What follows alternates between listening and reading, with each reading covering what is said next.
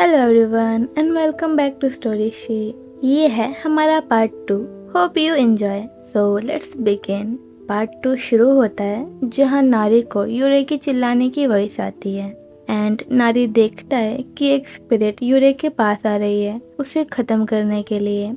इसके बाद हमें नारी का 300 साल पुराना एक फ्लैशबैक दिखाया जाता है जहां कुछ लोग एक ढाबे टाइप सी जगह पर बैठे हुए खाना खा रहे होते हैं एंड ड्रिंक्स भी ले रहे होते हैं। तभी वहां पर महल के डॉक्टर का बेटा आता है अपने 2 नौकरों के साथ एंड उनमें से एक नौकर जियोंजी को, जो कि साइड में बैठकर हर्ब्स बेच रही होती है, उसकी सारी हर्ब्स गिरा देता है एंड जियोंजी पर चिल्लाते हुए बोलता है कि वो जियोंजी को 100 बार बता चुका है कि वो ये हर्ब्स सिर्फ महल के रॉयल डॉक्टर्स को ही बेच सकती है, तो फिर वो इतने कम प्राइस में इतनी महंगी हर्ब्स क्यों बेच रही है।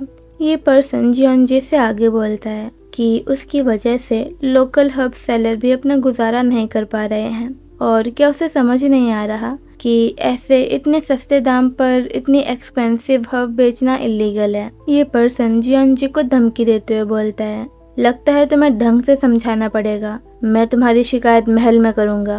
देन सीन शिफ्ट होता है नारी पर, जो कि साइड में आराम से बैठकर ड्रिंक कर रहा होता है और इस पर्सन की बात सुनकर मन में बोलता है, तुम लोग कभी नहीं सुधरने वाले, हमेशा अपनी जेबों को भरने में लगे रहते हो, लेकिन मुझे क्या, करो जो भी तुम करना चाहते हो अपनी मौत से पहले।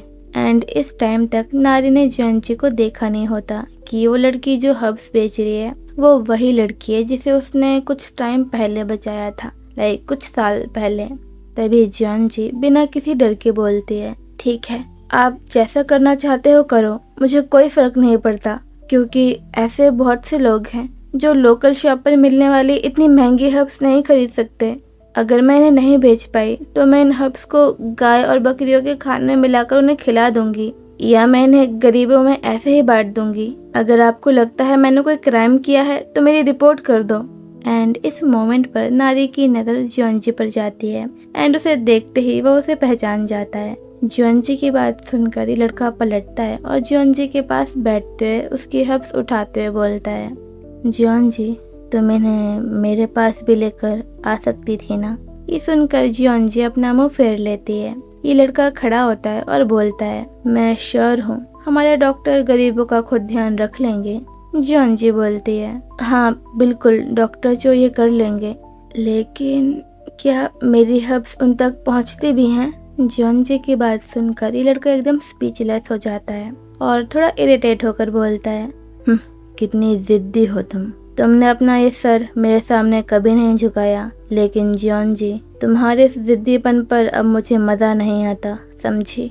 हे मंड्यूक, करो जो पहले कर रहे थे इसके साथ। और ये पर्सन जियोंजी की हर्ब्स रखने वाले पॉट पर दोबारा से खींच के लात मारता है। देन सीन शिफ्ट होता है नारी पर, जो अपने ड्रिंक्स खत्म करता है और वहाँ से चुपचाप जाने लगता है। तभी वहीं पर पास में खड़ी हुई एक लेडी नारी से बोलती है, ओह अब हम क्या करें सर, क्या आप प्लीज़ उन आदमियों को रोक देंगे ताकि वो उस बेचारी को परेशान ना करें। नारी बोलता है, क्या मैं ऐसा क्यों करूं, वैसे भी जो भी मेरे साथ इन्वॉल्व होता है उसका कभी अच्छा नहीं होता।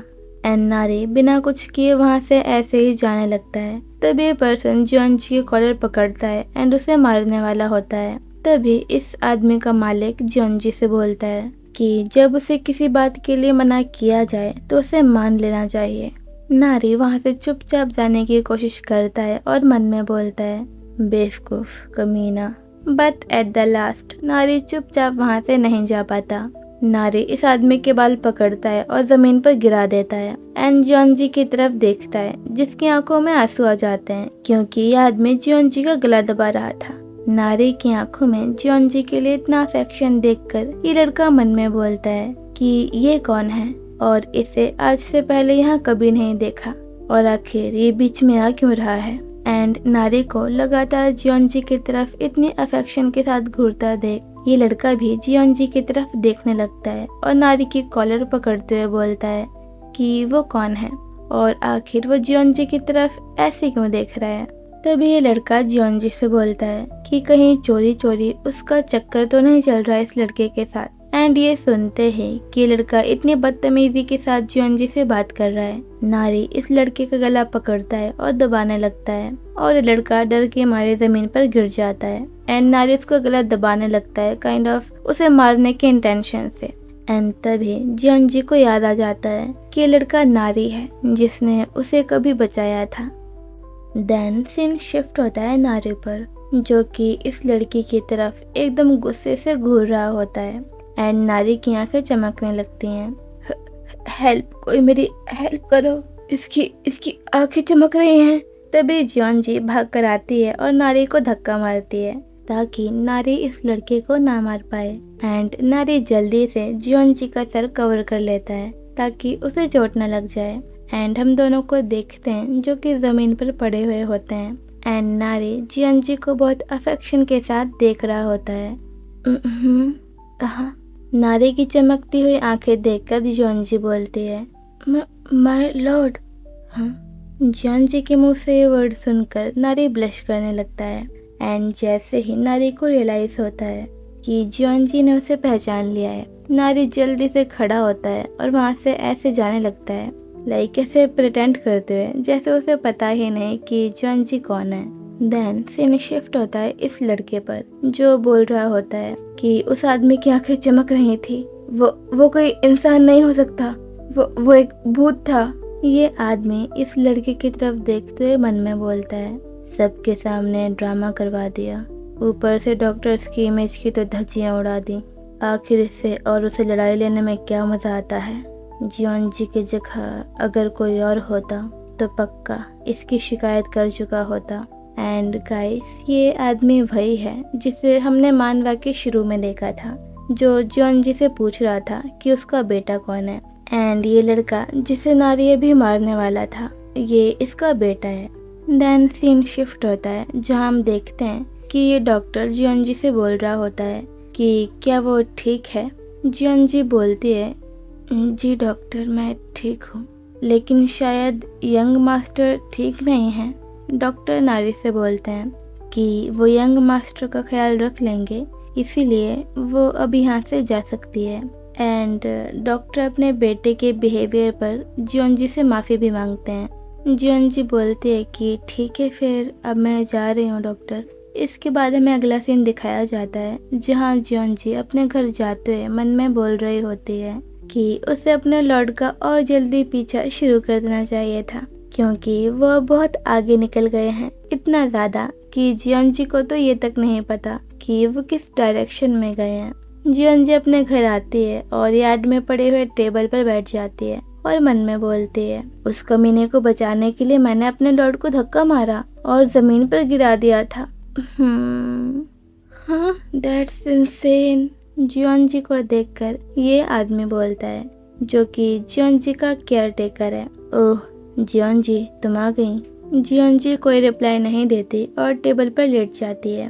गाइस, जो ये पर्सन है उसका जियोंजी से कोई ब्लड रिलेशन नहीं है, बट काफ़ी समय पहले जब नारी ने जियोंजी को बचाया था, उसे रेस्क्यू किया था जब उसकी मॉम की डेथ हो गई थी, तो उसने जियोंजी को इस पर्सन के पास छोड़ दिया था और तभी से पर्सन जियोंजी की देखभाल कर रहे हैं एंड जियोंजी इन्हें ग्रैंडपा बुलाती है। तभी ये पर्सन जिसे जियोंजी ग्रैंडपा बुलाती है वो जियोंजी से आगे बोलते हैं, जियोंजी जिद्दी कहीं की, तुमने पूरे गांव वालों की नाक में दम कर रखा है, बताओ आज क्या किया तुमने। जियोंजी कोई रिप्लाई नहीं देती और अभी भी अपने लॉर्ड की याद में खोई हुई होती है एंड मन में बोलती है, वो चमकती हुई पीली आंखें, मैं पक्का श्योर हूँ वो मेरे लॉर्ड ही थे, लेकिन फिर वो इस तरह मुझे छोड़कर क्यों चले गए। उन्हें ऐसा नहीं करना चाहिए था। जियोंजी के ग्रैंडपा बोलते हैं, हाँ, आज इसे क्या हुआ है। हे जियोंजी, आज तुमने क्या गड़बड़ कर दी, जल्दी बताओ। तभी हमें किसी और पर्सन की आवाज़ आती है जो जियोंजी के ग्रैंडपा से बोल रहा होता है, जूवॉन, सीरियसली तुमने इस बच्ची को कैसे पाला है। जियोंजी के ग्रैंडपा बोलते हैं, हाँ, तुम्हें लगता है ये सब मैंने इसे सिखाया है। हाँ, अब तुम मुझे ब्लेम कर रहे हो। देन सीन शिफ्ट होता है जियोंजी पर, जो ब्लश करते हुए बोल रही होती है, फाइन, जो भी हो, अब कुछ खाते हैं, भूख लग रही है। एंड जियोंजी उठकर बैठ जाती है एंड अपने ग्रैंडपा से बोलती है, ग्रैंडपा आपको भूख लगी होगी ना, मैं खाना बना देती हूँ।